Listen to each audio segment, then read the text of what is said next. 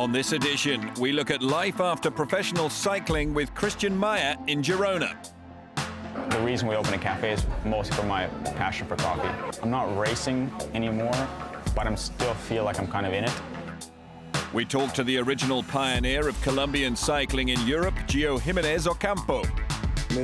It took me about 3 years to win a race here as a professional. That is proof that you have to keep on believing in yourself. But first, Orica-Scott at Trofeo Alfredo Binda. Gavirate, Italy, the adopted home of Orica-Scott. Antipodean riders move here to hone their skills and don't look far to test them out, with Trofeo Alfredo Binda taking place on the very same roads. Obviously, you know, as an Australian rider, Europe is kind of where it's at to develop as one of the world's best cyclists. The Australian, team has been based around, you know, the Gavirate region, I think for the last 12 or 13 years. So previous to that, they were based further south. The Australian Institute of Sport set up a base in Gavirate, and it's just become a really, great place to base yourself as a cyclist. You know, the training's great, you know, we're right near the hills, there's lakes around, great coffee, great food, just a really nice atmosphere to live and train in. We're all on Duolingo trying to pick up all the basics, and yeah, hopefully, I think it's pretty important that we can engage with the community around us and try to live like locals. I've experienced living by myself on the French team before, and that was really challenging. So living with Australians and your teammates is awesome. You're never really lonely, but we also give each other space as well. It's really nice.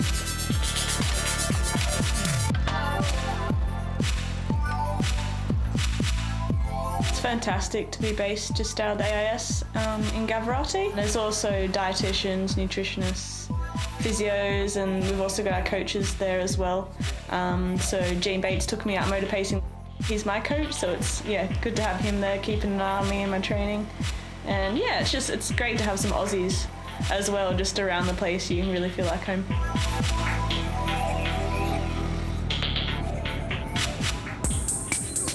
Normally the spring classics, you normally prepare for like freezing cold rain, but a few years ago it was snowing. This year it's 22 degrees, which is the warmest race we've done this year in Europe. So it'll be important tomorrow, just getting on top of all the electrolytes and hydration, and then making sure we take as many bottles in the race as possible. Like, it's not super hot, but it is a bit of a shock compared to what we were racing a month ago. I think you see every year like the strong girls end up in the final, and it's also a bit longer now. It gets longer and longer every year, so that's a thing I like. It's also a thing really good from the UCI that they said that our races can be now up to 160 kilometers. This one is 130 something. Scott, who were very animated in the first round. I think that's always, a challenge when, Australians first come to Europe. Firstly, just, the size of the bunch, the intensity of the racing. It's really scary for us when we first come to Europe. When we're used to racing in, a bunch of 50 or 60 is big in Australia. So that's certainly a challenge. And maybe sometimes it takes, a couple more years for an Australian rider to develop and get used to that racing.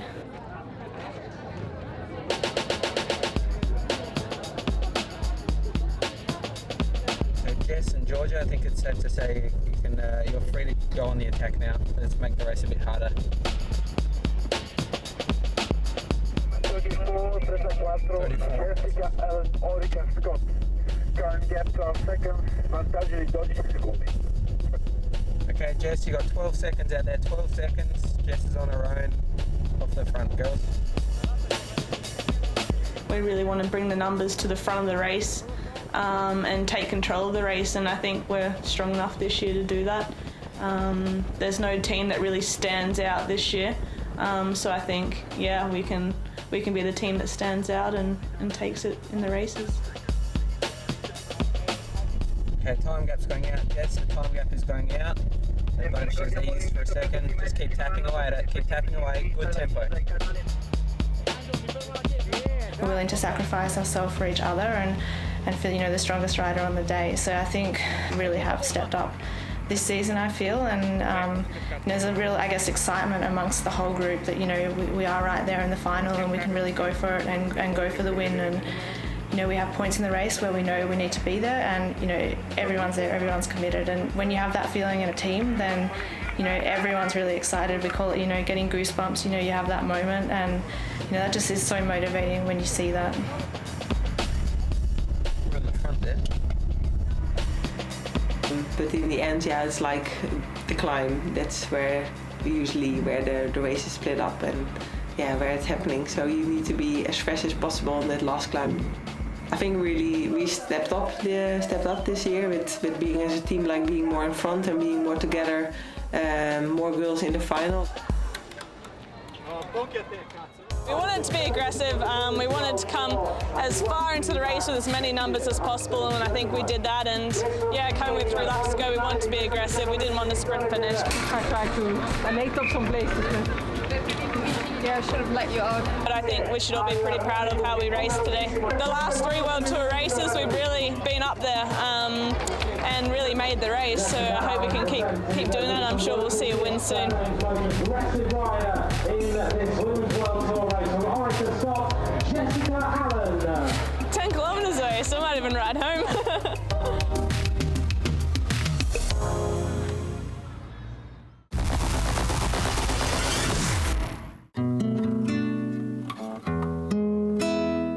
My name is Christian Meyer, and I was a professional cyclist for 10 years. And now I own in Girona La Fabrica, Espresso Mafia, and the service course with my lovely wife, Amber. Girona is a great place for riding as a professional, especially because we have such a variety of trainings. We have mountains, so we're at the foothill of the Pyrenees. We have the coast, which is only an hour ride, and we have good coffee. This is La Fabrica. So I just finished racing the Tour de France the first time, and I was at the beach with my wife, and we were sort of talking about things, life, you know. And we just sort of reached the pinnacle where Amber was like, look, I think I need to start doing something. She's also a very ambitious young lady. And we had sort of had this idea always of doing a cafe. You know, we didn't really know yet exactly where, if it was going to be back in Canada or here. And we'd sort of by then settled into Girona quite a bit. You know, we'd been staying here all year round. We didn't really go back to Canada anymore, so we decided, okay, let's do it here. Let's take the plunge. Originally, the idea was to wait until I retired, but we thought, why not do it now? I mean, we can do it, and so we just jumped in. Yeah, it's quite interesting. I was speaking with David Miller about this the other day, and I think we have probably, exact number I'm not sure, but 80, 90 professionals living here during the season. And it's been changing a lot in the last few years. Like when I first got here, you know, we had Garmin Slipstream was the team here, the base. And most of the guys lived here because they wanted guys here for logistics, obviously it was easier. But there was maybe 20 pros, 30 pros, and in the winter there'd be 3. You know, like everyone would go home, and it was really a sleepy town in the winter. But things have changed a lot, and we get a lot of young guys now, a lot of young people, a lot more, not only World Tour, you know, Pro Conti level riders, which is really, really neat because I see a really big mix of people who are really blossoming, you know, it's quite cool to see. I've lived in Girona for about a year now. We've been staying here for longer in the winter periods, but since a year now we live here permanently. It's a good atmosphere, of course it's good training as well, but I think for me personally, especially for the family, it's a good place to be. A lot of social possibilities, also for my wife. Kids go to school here, so they get a good education, and for me, for cycling, it's a nice place. Yeah. So I moved to Girona in December 2014, so it's 2 years, 2 months, and it feels like I've been here for 10 years. Settled in, feel right at home. It's quite strange how much it's actually changed in the last 2 years. It feels as if Girona has gone from the place where the pro cyclists live to the place that cyclists go to. It's really sort of stepped up a level. We now have physios and media people who are unattached to teams who've moved here. In the last year, all of a sudden, there seems to have been a shift. You notice it when you walk through town, when you're out riding, and it's beautiful to see, especially for the local economy. The reason we opened a cafe is mostly for my passion for coffee. Amber's really passionate about hospitality and being with people, but for me, it was really about the coffee. So then the next step for me was roasting the coffee ourselves. So from that, we opened Espresso Mafia, which is just down the street from here, which is on one half roastery, and on the other half, we have another coffee bar. And after that, we opened the service course. We were all these sort of little things, be it like, bike rentals and services from guiding, but also little services, that on your vacation are kind of hard to organize. Laundry, washing your bike, someone fixing your bike. These sorts of things actually in Girona Center were not very easy to find. It is by far our biggest space and was our biggest investment. But I think people appreciate it when they go in and see the details and see what we're trying to offer there. The transition was very fast. I don't feel really like I've retired, I guess, in a way, because I was so busy in the last part of the season. I continued to race and do the Revolution Series and some of these races. But October, November was really busy for us with the service course, and it was really quite intense. It's kind of the neat thing about having the shops is because I still see a lot of the guys. I'm not racing anymore, but I still feel like I'm kind of in it. Sometimes they come in and I don't know that they've just won on the weekend, but it's kind of like, you see everyone, and that's what's really nice about it.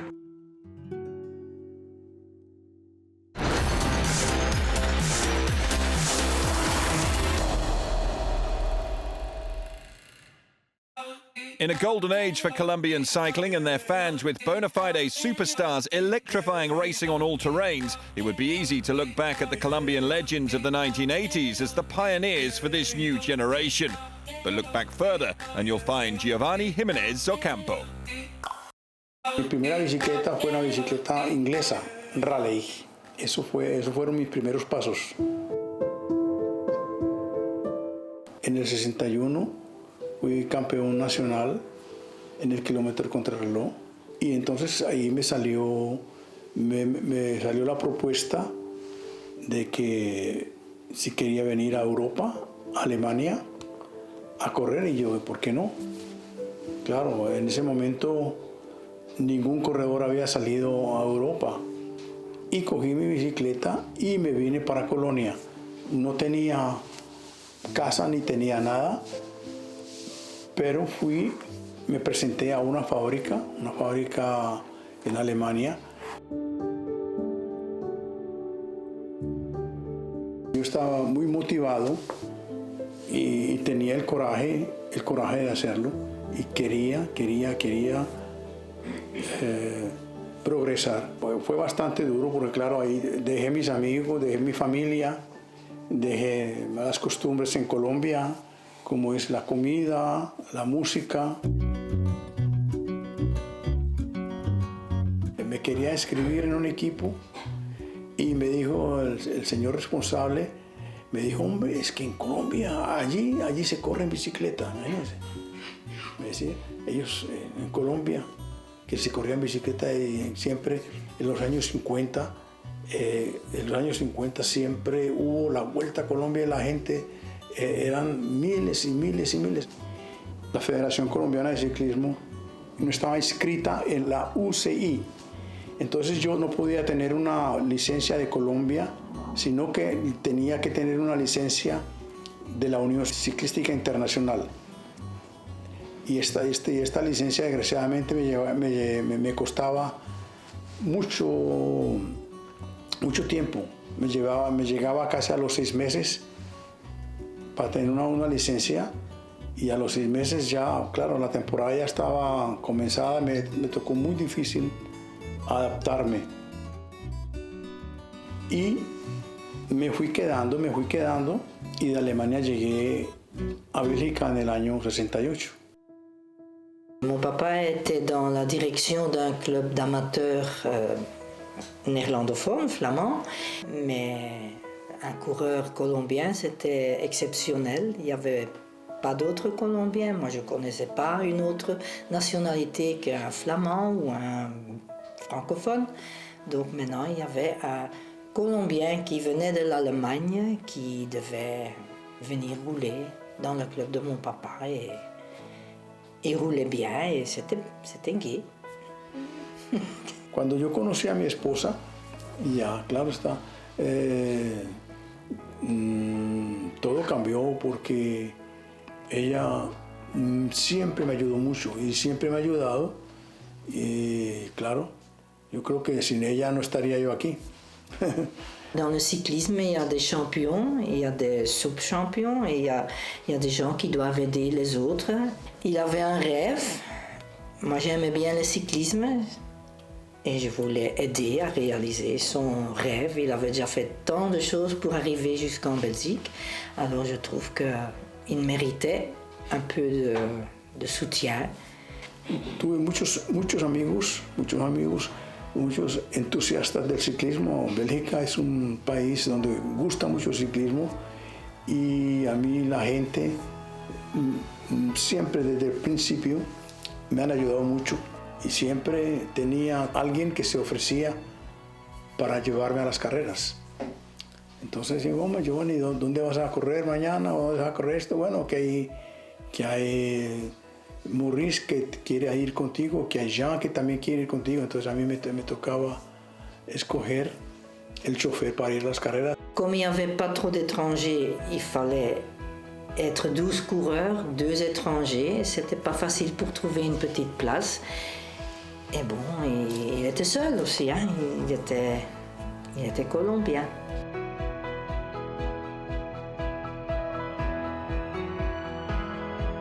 Esa fuerza de voluntad que tenía y esa fuerza de voluntad me ayudaba a hacer los premios para poder subsistir, porque como corriendo solo no tenía un salario mensual, entonces el salario mío me lo ganaba yo con los premios que daba la federación, la liga, entonces yo tenía que estar entre los 10 primeros, obligado.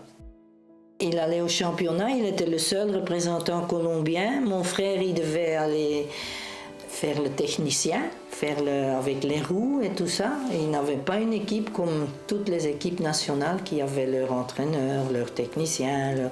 Lui, il devait faire tout lui-même. Eso fue de mi cuenta. Y la Federación Colombiana de Ciclismo, pues no.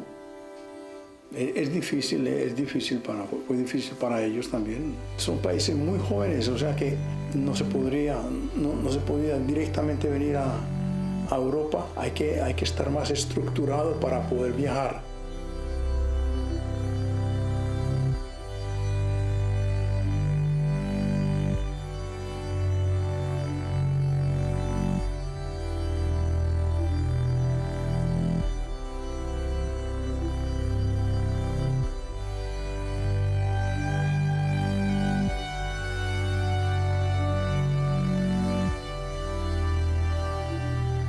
Et il dit, Max, il a gagné là.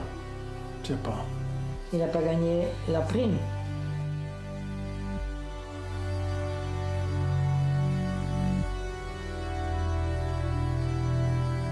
C'est Liedekerke. Nee, Van Impe. Meer. Willems. Herman Freiders. Bart Janssens. Freddy Maartens. Champion del mundo. Me demoré casi como 3 años para ganar una carrera aquí como profesional. Eso prueba que hay que creer en sí mismo. Y eso fue una satisfacción inmensa porque, claro, hombre, yo gané, claro. Pues a un colombiano que gane aquí en Bélgica, y para en ese entonces fue una cosa rara, ¿no? Rara. Ahora ya los colombianos ganan en todas partes, ya, ¿eh?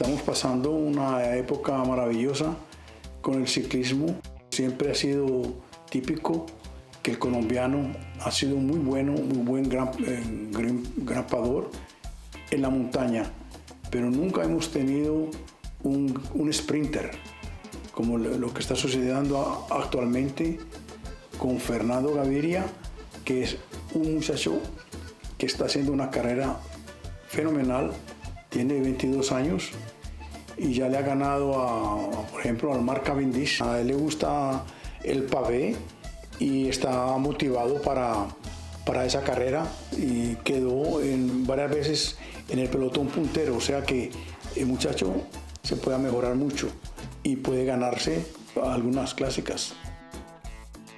Con Nairo Quintana, Nairo Quintana es un fenómeno.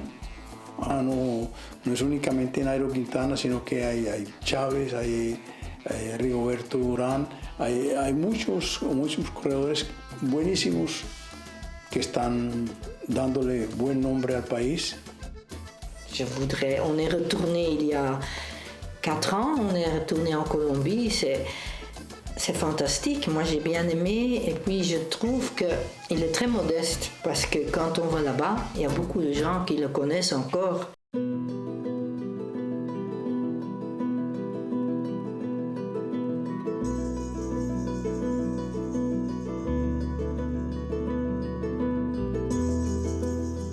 Hay unos que saben que yo fui el primero, claro, eso hace ya tanto tiempo, hace 50 años, ese récord, bueno, pues nadie lo va a quebrar. Yo fui el primero y quedaré el primero.